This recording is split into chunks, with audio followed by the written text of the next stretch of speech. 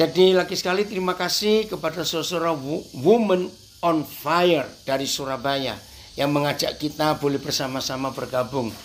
Maaf saya belum sempat tanya kepada pimpinan Women on Fire kenapa memberi nama yang sangat-sangat luar biasa. Kira-kira ada yang berani nggak memberi tema untuk laki-laki Men on Fire kira-kira.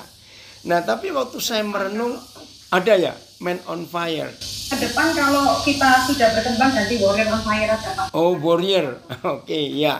Jadi tentara Tuhan, Papa itu pemberani. Oke, baik. Nah yang kita mau pelajari soal fire, soal api itu saudara. Kenapa?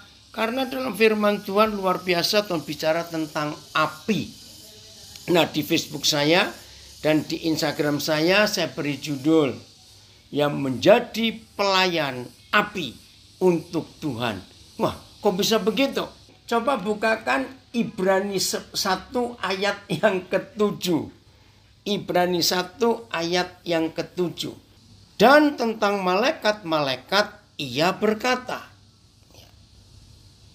yang membuat malaikat-malaikatnya menjadi badai dan pelayan-pelayannya menjadi nyala api.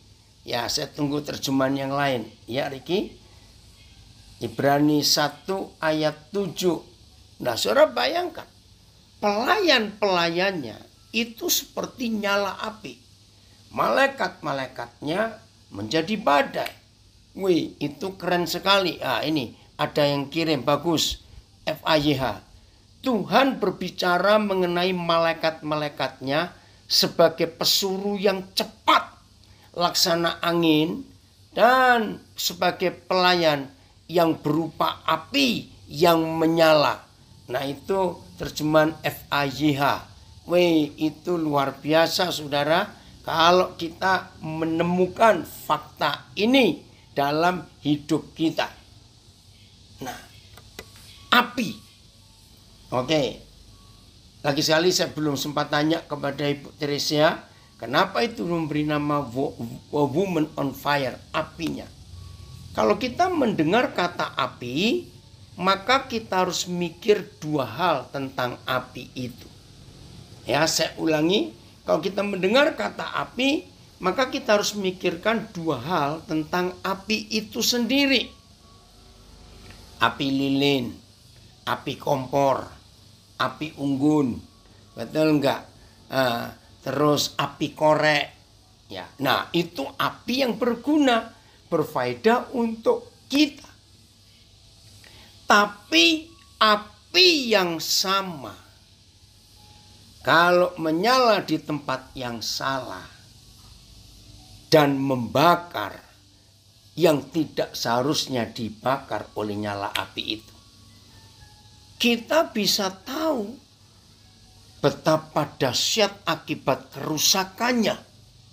Betul tidak? Tapi kalau api yang pertama menyala di tempat yang tepat untuk kebaikan kepentingan umat manusia. Wah, api itu berguna luar biasa. Contoh saja, kita punya banyak bahan makanan. Kita punya banyak bahan kue. Sudahlah yang mewah-mewah, yang mahal-mahal kita beli.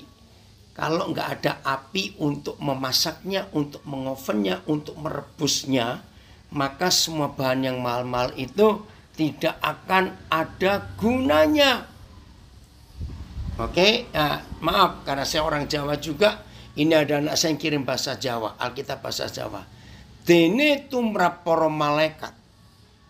Panjenengane ngandika kang ndadekake para malaikat dadi angin sarta para abdine dadi geni kang ngalat-ngalat menjadi api yang menyala-nyala, yang menyambar-nyambar.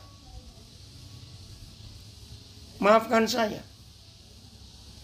Kalau pelayan-pelayannya Tuhan jadikan seperti api yang menyala, yang menjilat, yang membakar. Saya percaya dua macam api itu bisa terjadi dalam hidup kami atau kita para pelayan Tuhan. Jangan tersinggung dulu. Pernah ketemu enggak ada orang yang menyebut diri hamba Tuhan? Entah dia seorang penyanyi, pemuji Tuhan, seorang pemusik, guru sekolah minggu, seorang hamba Tuhan, pengkhotbah, aktivis gereja, diaken, majelis, penginjil. Ya, ada tidak yang dalam hidupnya entah sengaja atau tidak menjadi api yang membakar dan melukai orang. Maaf. Pernah ketemu bukan untuk hal itu? Nah, saudara, jadi walaupun hamba Tuhan yang tetap adalah pelayan Tuhan yang seperti api yang menyala. Kita harus mikir kita jadi api yang untuk apa? Sama-sama apinya. Tergantung kita menyalakannya ada di mana. Oh, terima kasih Ricky. Saya akan baca beberapa terjemahan yang lain. Sekarang AYT.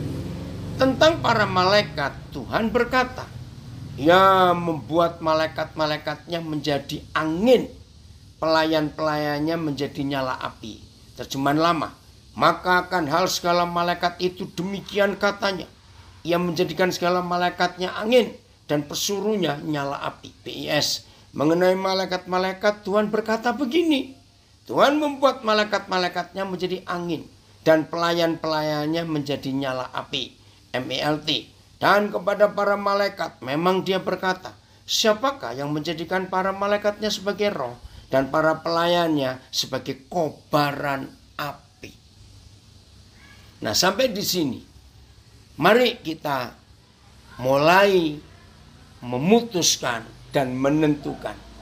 Saudara dan saya sebagai pelayan Tuhan mau menjadi api yang nomor berapa?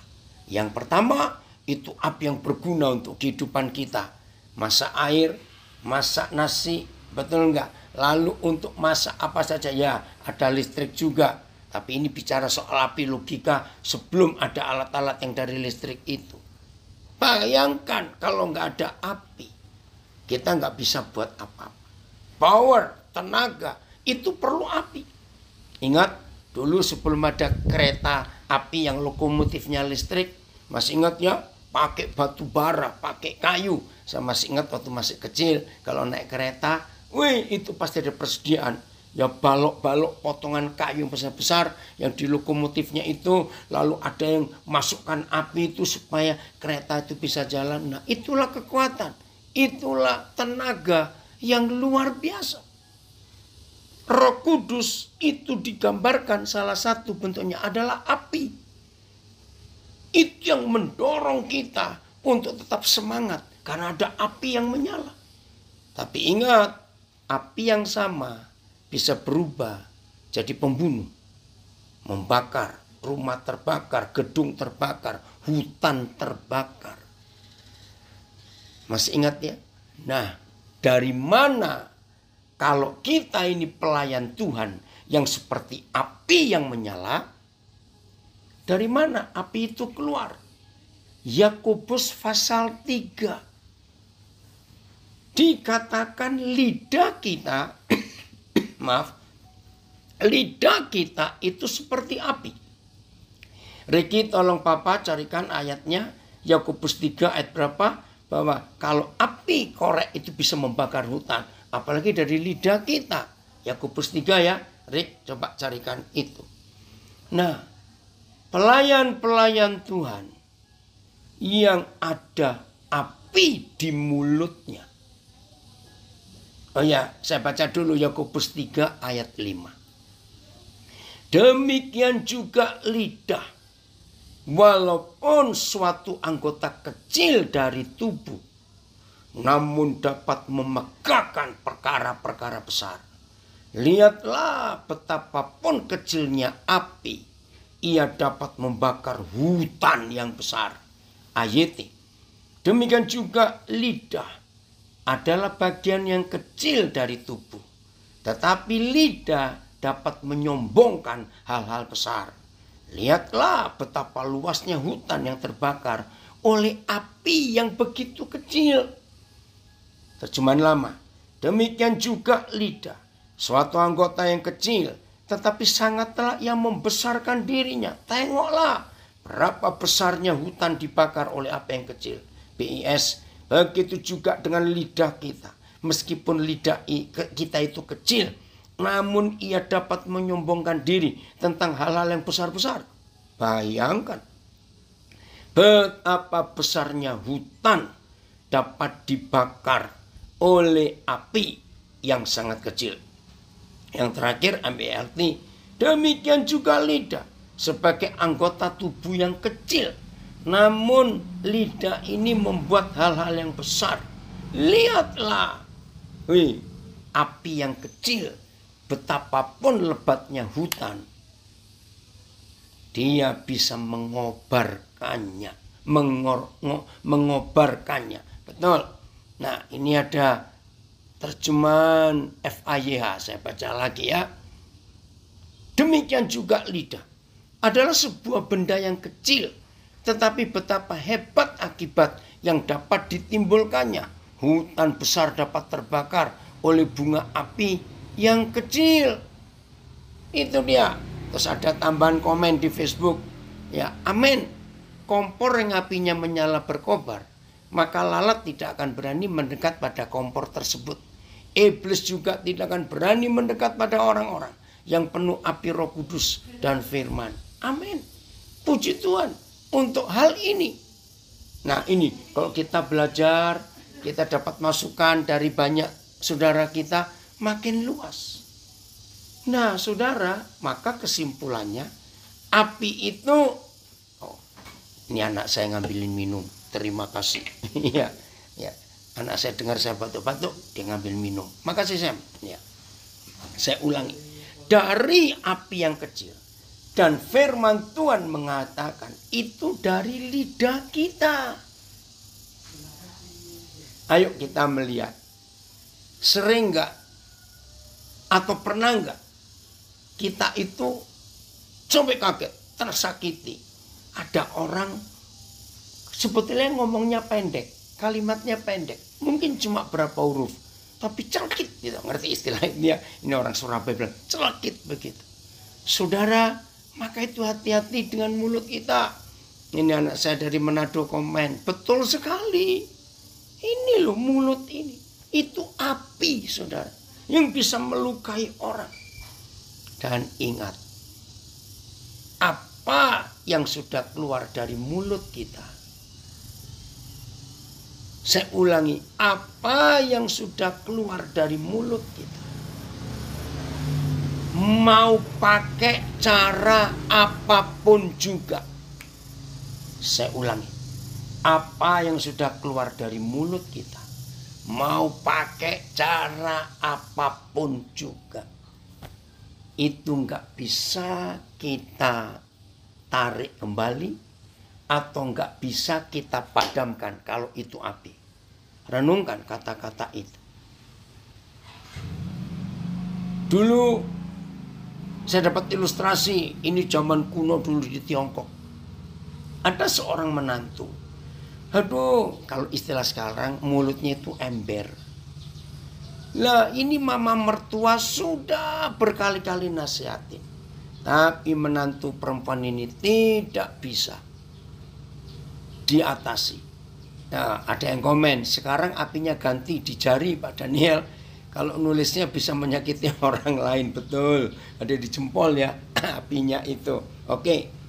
Nah, suatu hari mama mertua ini dapat ide supaya menantu perempuan ini stop, supaya mulutnya nggak ember.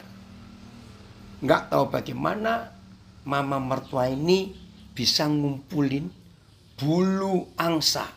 Ya, mereka punya angsa, angsa dipotong, daging dimasak, bulunya disimpan oleh mama mertua. Si menantu heran, untuk apa ini mertuaku ngumpulin bulu angsa? Besok paginya mertuanya memberi tugas. Tolong kamu ke pasar sekarang, bukan untuk belanja. Bawa sekantong bulu angsa ini. Dia tanya, untuk apa mas? Udah nurut ya. Nah, sedapat mungkin setiap helai bulu angsa, setiap lembar bulu ini kamu taruh di depan satu toko, satu kios. sampai habis. Wih, semenantu ini heran. Ngapain mama mertuaku nyuruh aku naruh bulu angsa ini di setiap toko atau kios? Ya, namanya mantu, dia nurut.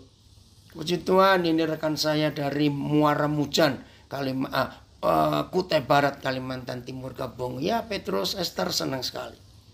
Sudah, baliklah ke rumah.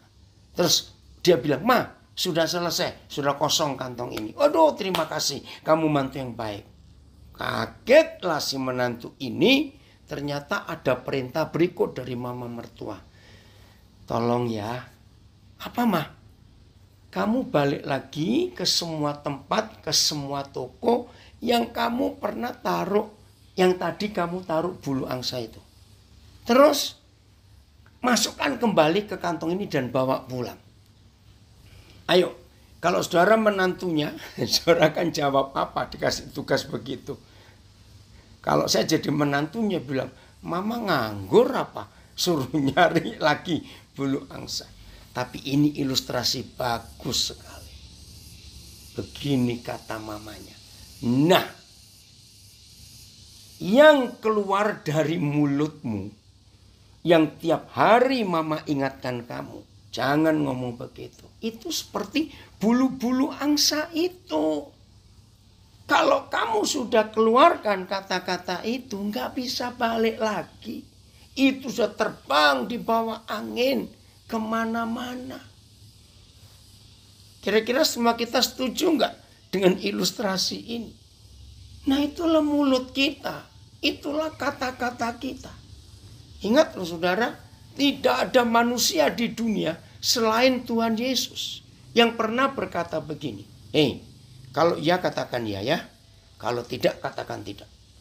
Lebih daripada itu, catat ini kata Tuhan Yesus, berasal dari setan. Ngeri sekali. Nah, itulah hoax atau hoax itu. Itu dari setan.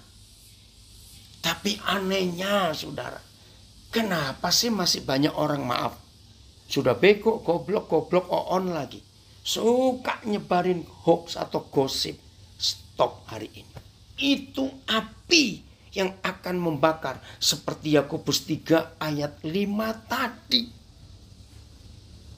Maka itu hari ini kalau Tuhan memutuskan dan Tuhan menetapkan. Saya suka dua kata ini. Saya minum dulu ya. Kalau Tuhan memutuskan dan Tuhan menetapkan, saudara dan saya adalah pelayan-pelayan Tuhan seperti nyala api. Maka hari ini kita harus berhati-hati. Kita akan jadi api yang mana? Api yang berguna untuk kehidupan kita dan umat manusia, atau api yang akan membakar dan melukai dan membunuh orang? Itu pilihan kita. Wih, ini luar biasa saudara. Bapa kita hebat. Berapa kali kita baca di Alkitab, Tuhan itu adalah api itu sendiri. Dan itu betul. Mari kita lihat Maleakhi pasal 4. Ya, Maleakhi pasal 4, mulai ayat 1. Ya, Maleakhi 4 mulai ayat 1. Maka itu jangan main-main. Ya, ada yang komen dari Surabaya, betul, ilustrasi bulu angsa itu jadi mudah dimengerti. Apa yang sudah keluar tidak akan utuh walau dikembalikan lagi. Betul. Ya. Bahwa sesungguhnya hari itu datang. Maleakhi 4 ayat 1. Menyala seperti perapian. Wih, ngeri. Maka semua orang gegabah dan setiap orang yang berbuat fasik habislah menjadi seperti jerami dan akan terbakar oleh hari yang datang itu. Takut. Firman Yahweh semesta alam, sampai tidak ditinggalkannya akar dan cabang mereka. Berarti habis. Sebab lihatlah ayat, hari itu akan datang menyala-nyala seperti perapian, dan semua orang angkuh dan semua orang yang melakukan kejahatan akan menjadi sekam. Hari yang akan datang itu akan membakar mereka. Firman Yahweh semesta alam tanpa meninggalkan akar maupun dahannya.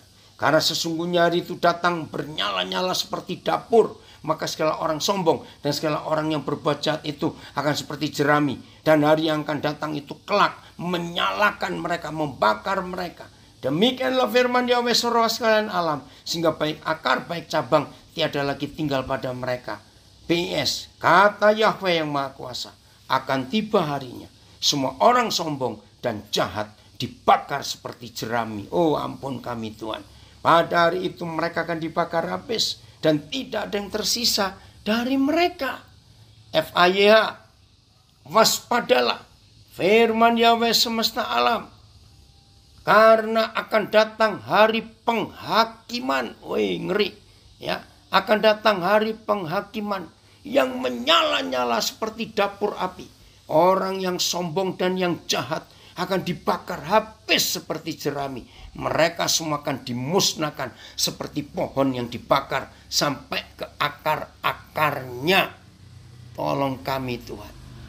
Nah kalau kita membaca ayat ini, bisa lari kemana untuk menyelamatkan diri dari api itu yang adalah Tuhan kita sendiri. Betul tidak? Kita mau sembunyi di mana? Kalau api itu adalah Tuhan sendiri menyala, maka itu jangan sombong. Jangan berbuat jahat. Hiduplah taat kepada kebenaran. Yaitu firman Tuhan sendiri. Ayat 2, masih Malaki 4.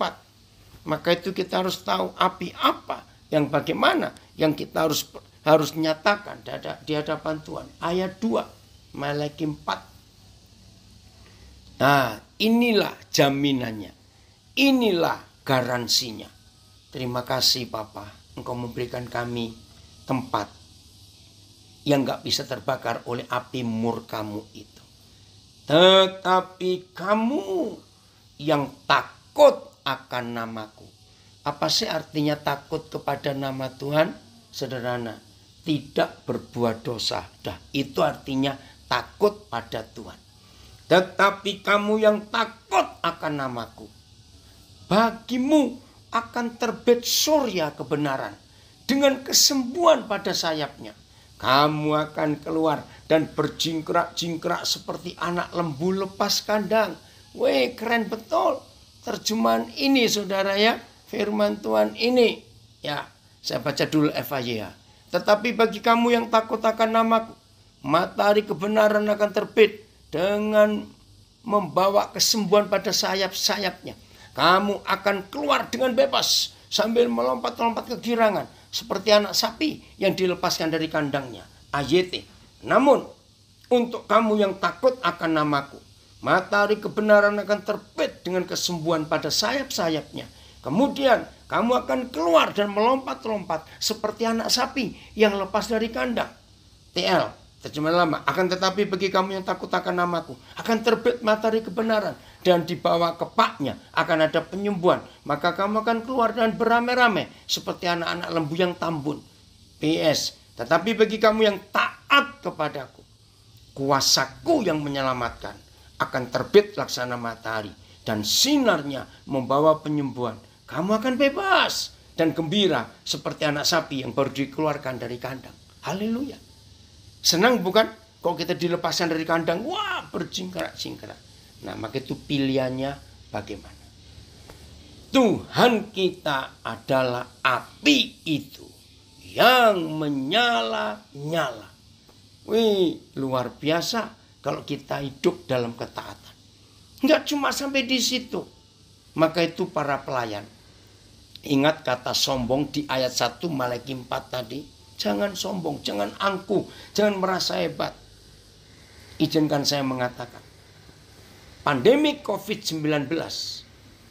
Buat saya, kalau kita sudah belajar baca berapa ayat ini. Pandemi COVID-19. Setuju nggak kalau saya katakan. Ini seperti api yang memurnikan gereja. COVID-19 adalah api yang memurnikan hidup hamba Tuhan.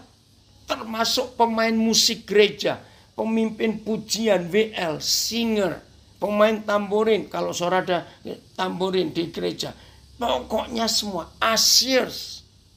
Maaf ya, jangan tersinggung, saya ngomong. Maka itu saya bersyukur di satu pihak adanya COVID-19. Gereja dimurnikan, hidup ibadah kita dimurnikan. Maaf ya saudara, bukan rahasia lagi sebelum COVID.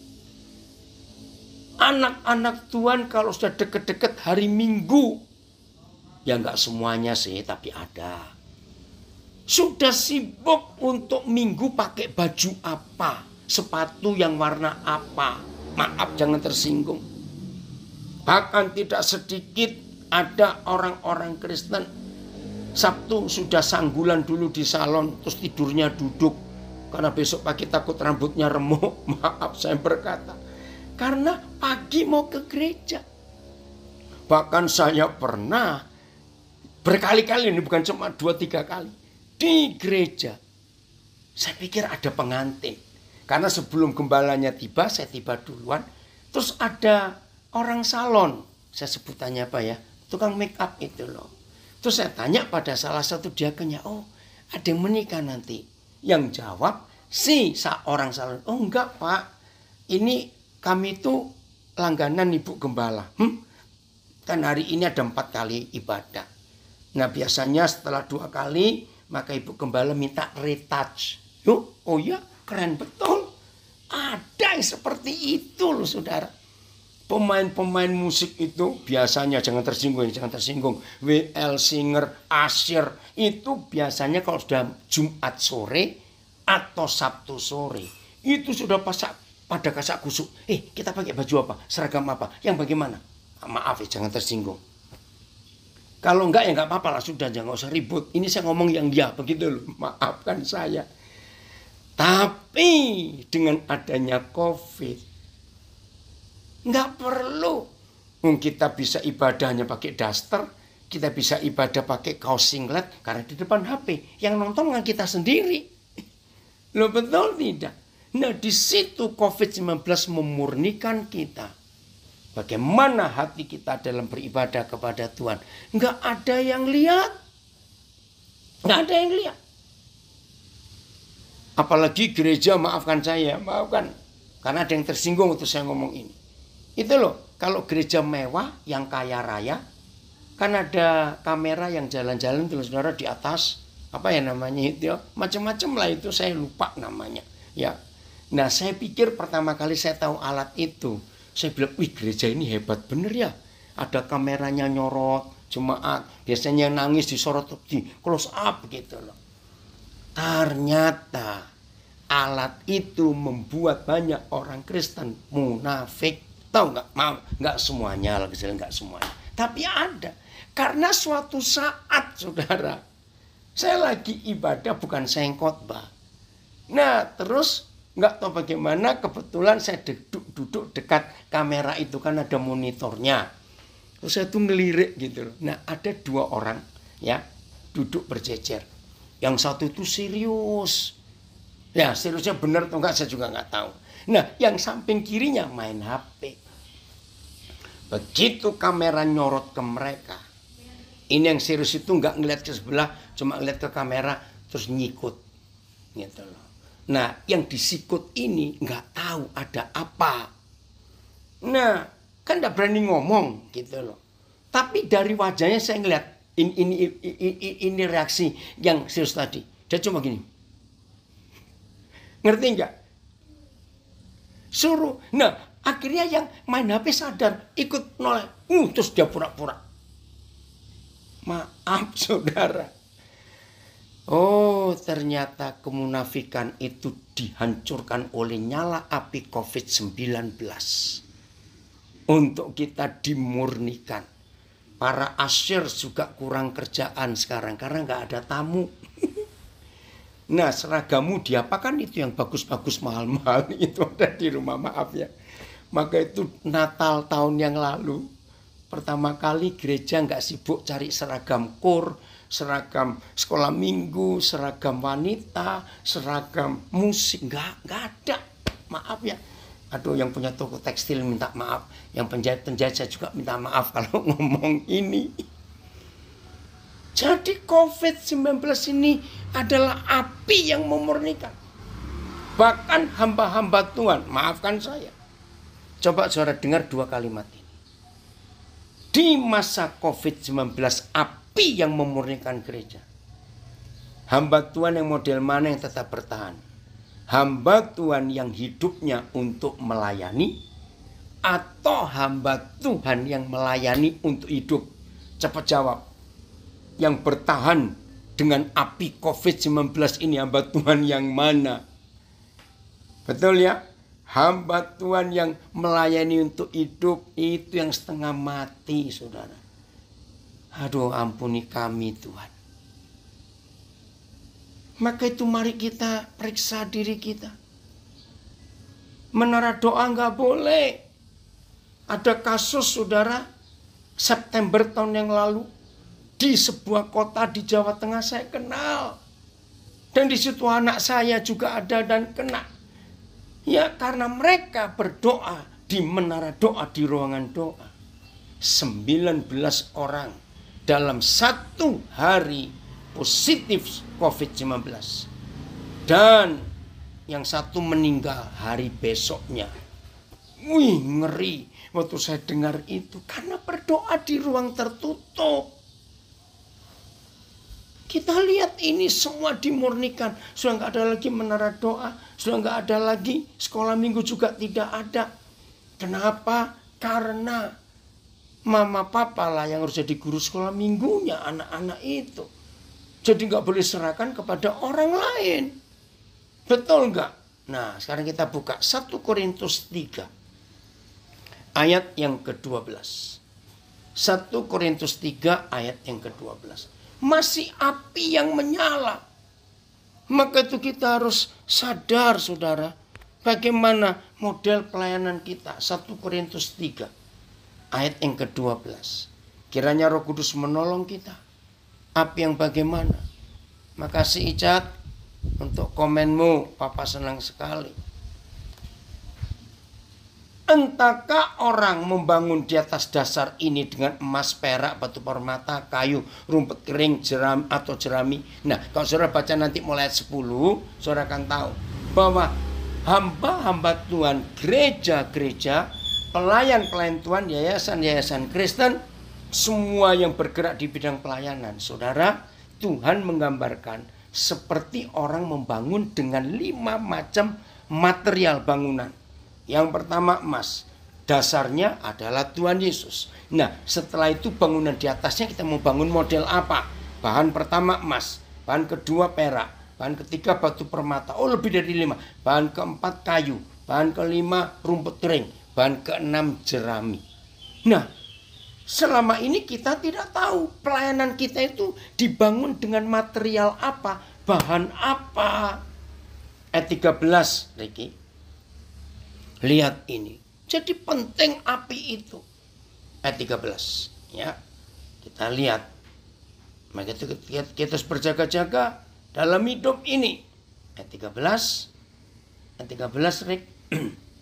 Sekali kelak. Oh ini yang paling menakutkan buat saya sebagai hamba Tuhan. Sekali kelak. Pekerjaan masing-masing orang akan nampak. Karena hari Yahweh akan menyatakannya. Sebab ia akan nampak dengan api. Dan bagaimana pekerjaan masing-masing orang akan diuji oleh api itu. FAYH di Facebook saya akan baca. Akan tiba masanya Kristus memeriksa bahan-bahan yang telah digunakan. Pekerjaan setiap orang akan diuji dengan api. Sehingga semua orang akan melihat mutu pekerjaan itu. Dan apa sebenarnya yang telah dicapai. Nah ini FAYH. Oke. AYT. Pekerjaan yang dilakukan setiap orang akan jelas. Karena hari itu akan menyatakannya dengan api. Dan api itu sendiri akan menguji. Bagaimana jenis pekerjaan setiap orang.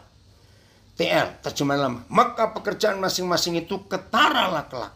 Karena hari itu akan menerangkan halnya. Sebab dinyatakan itu dengan api.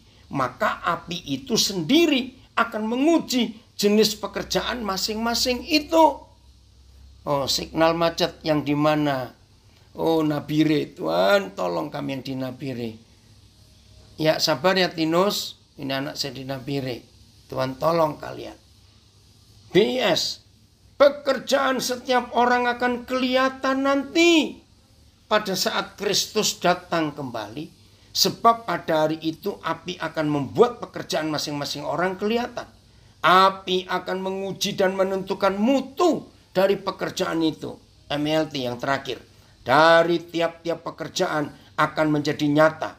Karena hari itu akan menjelaskannya. Sebab hal itu akan disingkapkan oleh api. Dan bagaimana rupa tiap-tiap pekerjaan itu? Api itu akan membuktikan.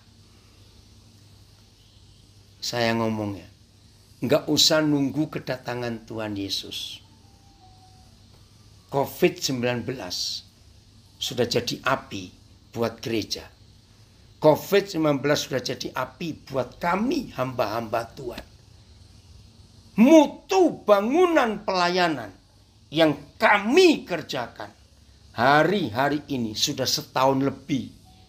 Api itu membuktikan bagaimana hasil mutu pelayanan kami hamba-hamba Tuhan. Kira-kira saudara setuju nggak saya bilang ini? Tuhan suka kemurnian. Aduh, itu luar biasa. Tuhan suka kemurnian. Sebentar, saya ingin baca juga beberapa komen dari Zoom. Yes, jangan sombong, merasa hebat, aman. Ya, apalagi yang hidup untuk melayani yang akan bertahan. Betul.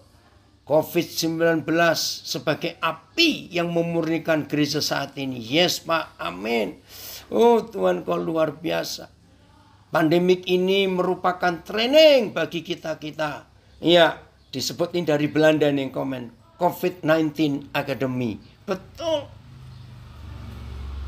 Saudara, mari kita hidup dengan betul di hadapan Tuhan. Bagaimana motivasi kita? Berbahagialah kita kalau kita bisa menjaga hidup kita untuk tetap benar di hadapan Tuhan. Sehingga apa yang Tuhan kerjakan lewat kita enggak angus. Enggak angus. Maka itu hasilnya, saudara. Api yang benar di hidup kita. Saya ulangi. Api yang benar yang di hidup kita. Itu adalah api yang sangat ditakuti oleh setan. Renungkan kalimat ini. Api yang benar dari hidup kita. Karena dari Tuhan api itu sendiri. Maka api yang benar itu akan menakutkan si setan. Karena kalau setan dekat dengan api-api yang kudus ini, mereka akan terbakar. Tapi api yang digunakan setan, bedakan. Yang menyala di hidup kita. Justru api itu disukai setan karena berasal dari mereka. Dan api yang membakar kita untuk semangat dan aktif melayani. Tapi yang berasal dari setan. Maka api itu akan melukai saudara-saudara kita. Teman-teman pelayanan kita. Saudara, ini yang penting. Amin. Ini Ibu Ketua Women in Fire menulis api yang benar yang dari Tuhan dalam hidup kita akan menakutkan setan. Betul. Mereka nggak akan berani dekat-dekat. Amin. Dari Belanda. Makin kita penuh dengan Roh Kudus. Si kunyuk lari pontang-panting. Amin. Api Tuhan adalah api yang memurnikan dan membakar kejahatan. Betul. Jadi siap ya. Ada yang komen, siapa ini Ibu tambah. Pandemi menjadi kurikulumnya Tuhan untuk kita hadapi. Setuju. Kita harus lulus ya Pak. Lulus dari ujian ini. Betul. Mari kita lihat. 1 Petrus 1. Ya, 1 Petrus 1. Ayat 6. dan 7. 1 Petrus 1. Maka itu saudara, izinkan api yang benar membakar hidup kita, menyala di hidup kita. Maka pemurnian dan kemurnian sedang terjadi. Bergembiralah akan hal itu. Sekalipun sekarang ini kamu seketika, cuma sebentar saja kok, harus berduka cita oleh berbagai-bagai pencobaan. Terus ayat 7. Nah, ini api yang luar biasa. Ayat 7. Suruh bergembira. Ya. Ayat 7. Maksud semuanya itu. Maksud apa? Ya api itu tadi. Ujian ya yang Tuhan izinkan terjadi dalam hidup kita. Maksud semuanya itu ialah untuk membuktikan kemurnian iman kita. Yang jauh lebih tinggi nilainya daripada emas yang fana, emas yang 24 karat, emas yang 100%. Yang diuji kemurniannya dengan api.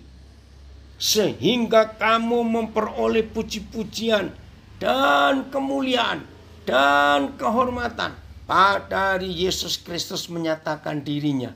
Kan senang kalau kita diuji dengan api. Dan hasilnya seperti itu. FAYH. Saya akan baca terjemahan ini. Kesukaran hanyalah ujian iman.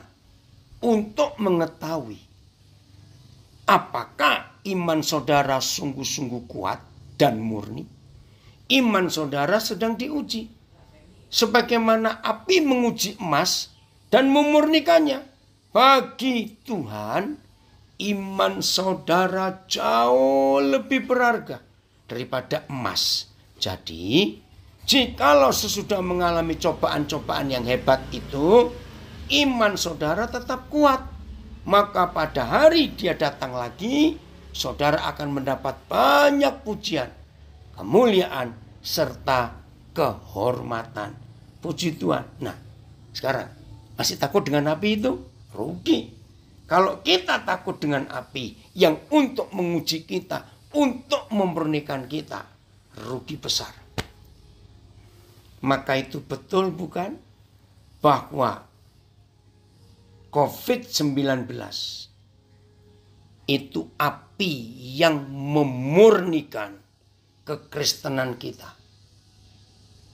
COVID-19 adalah api yang membakar sampah-sampah duniawi yang nempel di hidup kita. Saya mau pakai kalimat ini. Duniawi ini nempel, melekat di hidup kita. Maaf, dari kami para pendeta, para pengkhotbah, kami hamba-hamba Tuhan, tidak sedikit yang ketempelan hal-hal duniawi ini. Maka itu lihat sampai menyedihkan ya. Di Instagram tadinya ada 2 akun, sekarang kok nggak ada yang satu. Gereja palsu dan satu pastor in style. Nah, yang nggak tahu nggak usah tahu. Yang tahu aja saya beritahu. Nah, menjelang akhir 2020, itu beberapa saudara itu diskusi. Ini pastor in style kok nggak muncul lagi ya di Instagram. Terus saya jawab, ya apa yang mau dipamerkan? Nggak boleh kebaktian rame-rame kok. Jadi barang-barangnya disimpan semua. Maaf, itu yang pastor in style. Tapi yang gereja palsu masih ada.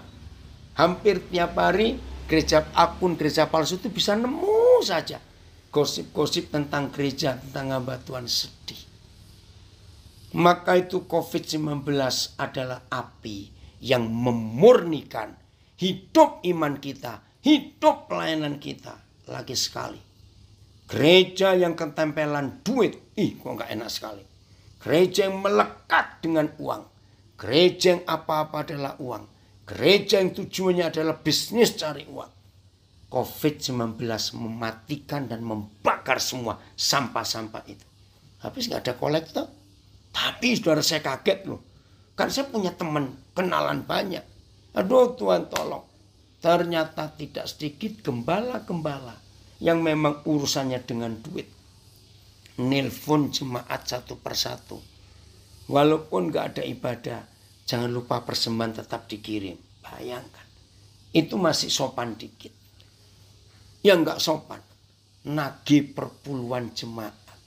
Bahkan ada yang sampai berani ngutuki, walaupun gak ada ibadah, kalau saudara tidak memberi perpuluhan masuk neraka. Wih, saya sampai kaget. Nah, itu yang ketempelan duit itu. Semuanya uang, uang, uang. Yang dipikirin adalah uang. Akhirnya jemaat jadi sapi perah. Kasihan.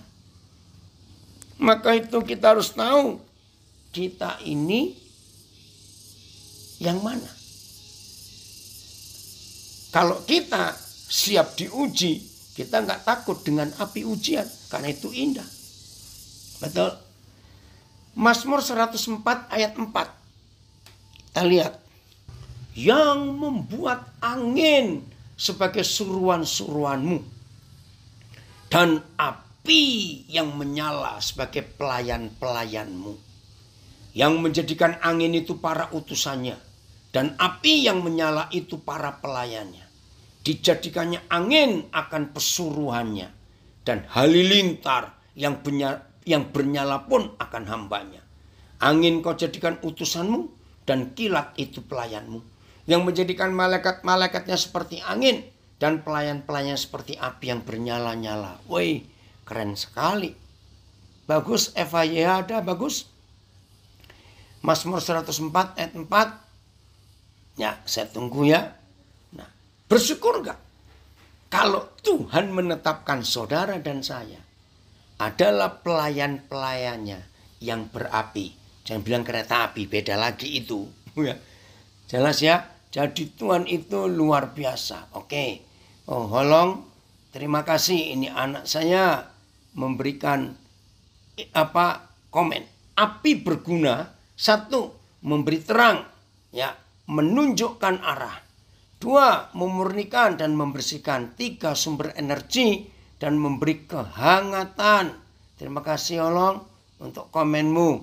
Semua kita diberkati. Oke, tunggu. Ini yang the message. Maaf ya, saya akan baca.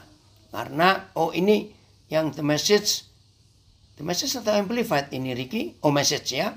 Yang tadi 1 Petrus 1. Bagus, saya akan baca.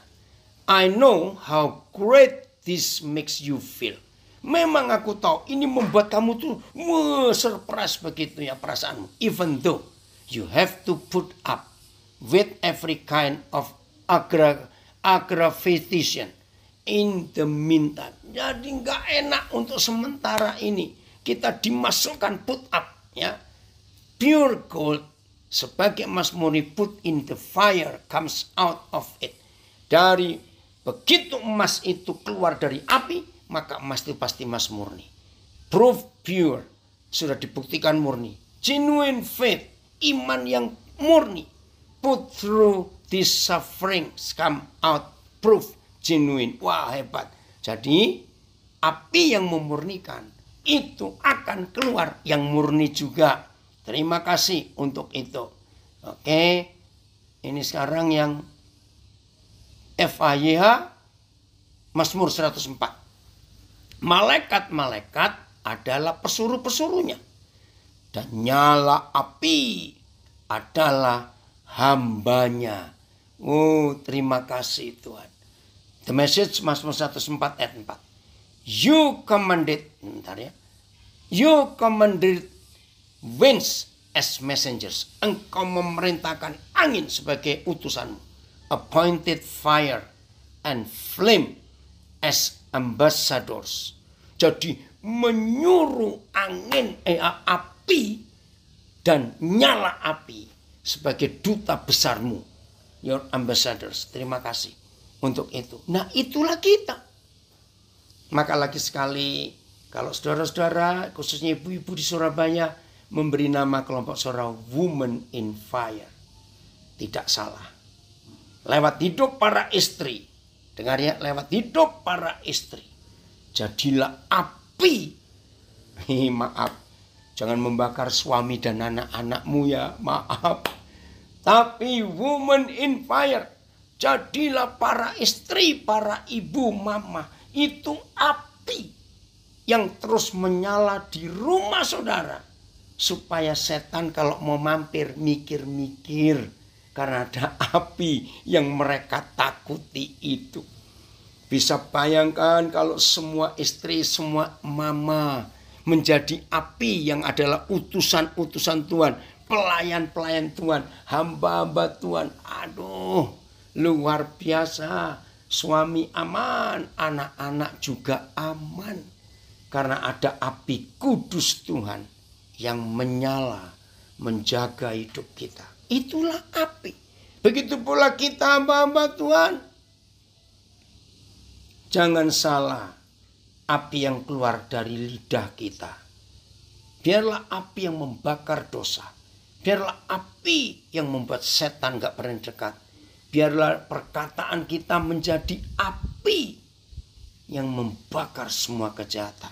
Jangan terbalik apinya. Betapa indahnya hidup ini dan betapa indahnya dunia. Kalau semua kita menjadi api yang benar. Betul tidak saudara? Api yang berguna sekali. Yang Tuhan sudah berikan buat kita. Ya, ada yang komen, api memiliki banyak manfaat. Di antara sebagai sumber cahaya, sumber energi, pembersihan hutan, membunuh penyakit. Betul. Ini tadi saya mau baca, anak saya komen dari Brisbane. Bentar ya, tadi saya kelewatan. Ada kalimat yang bagus sepintas saya lihat. Ya, bentar ya, dari Brisbane mana tadi? Yang dari Brisbane. Tunggu. Wih, yang komen banyak sekali. Sampai saya kalau kelewatan dikit sudah hilang. Jauh sekali. Sabar ya. Terima kasih lagi sekali Woman on Fire yang mengundang saya untuk saya boleh jadi berkat hari ini. Puji Tuhan untuk itu semuanya. Ya, ayo mulai hari ini ya, supaya kita serius melakukan kehendak Tuhan ini. Hebat bukan? Kalau dia menetapkan kita sebagai pelayan-pelayannya, tapi yang berapi. Oh, terima kasih Ricky, saya tayangkan juga itu. Ivan Kue. Ya, jelas ya. Ayat yang terakhir. Untuk kita makin sungguh-sungguh di dalam Tuhan mengerjakan apa saja yang Tuhan percayakan buat kita. Wahyu pasal yang pertama. Wahyu pasal yang pertama. Ini Tuhan Yesus. Bagaimana hidup Tuhan Yesus? Ya, setelah kebangkitan dan dia hadir untuk menemui Yohanes di Pulau Patmos. Dan Tuhan Yesus berkata seperti ini, ayat 14. Ya. Wahyu 1 ayat yang ke-14 mulai. Ya, Wahyu 1 mulai 14. Kepala dan rambutnya putih. Ini bukan uban ya saudara, bukan uban. Putih itu kemuliaan. Putih metah lagi ya. Putihnya betul-betul putih. Dan matanya bagaikan nyala api. Ayat 15 nyari.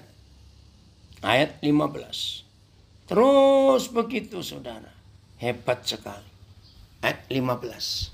Oh, FYI. Rambutnya putih seperti bulu domba atau salju.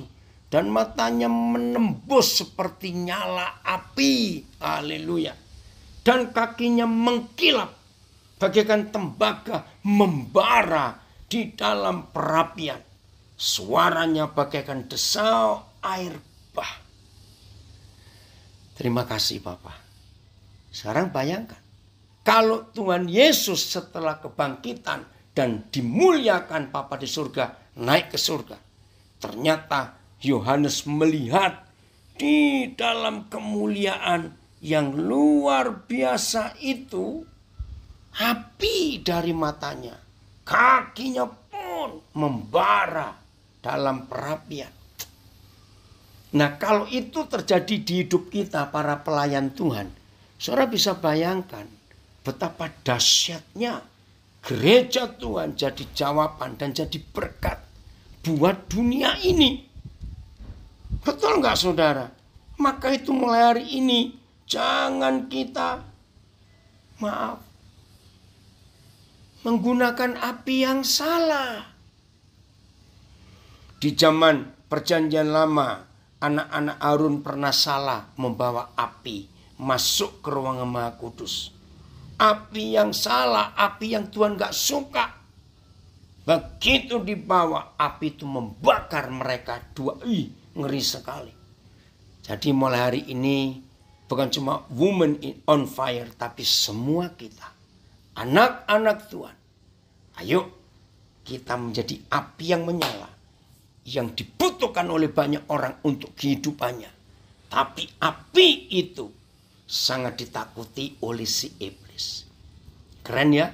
Maka kalau kita seperti itu sudah jadi nyala api, maafkan saya, sudahlah. Jangan ibadah itu seperti wayang potehi. Pernah tahu wayang potehi, saudara? Yang pakai macam-macam. Saya kadang sampai heran, ngapain sih kamu itu? Kok aneh-aneh begitu? Setan gak takut dengan jubah-jubah yang mewah-mewah dan mahal-mahal, gak takut.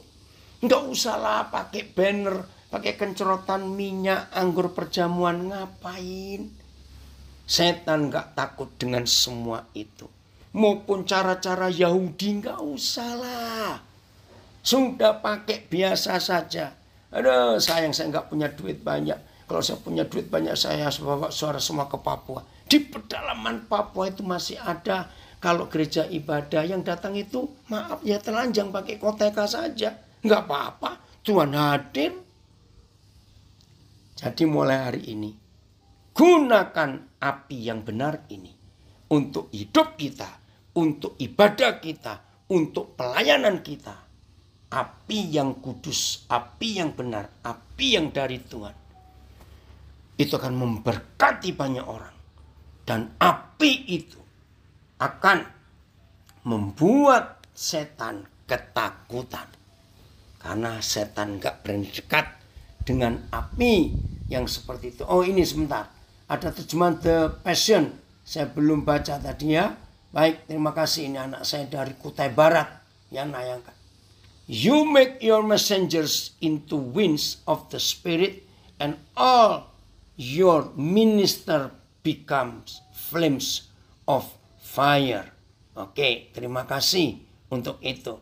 Jadi semua anak Tuhan jadi warrior on fire. Terima kasih Bu Teresa untuk semuanya yang sudah Tuhan kerjakan lewat Woman on Fire.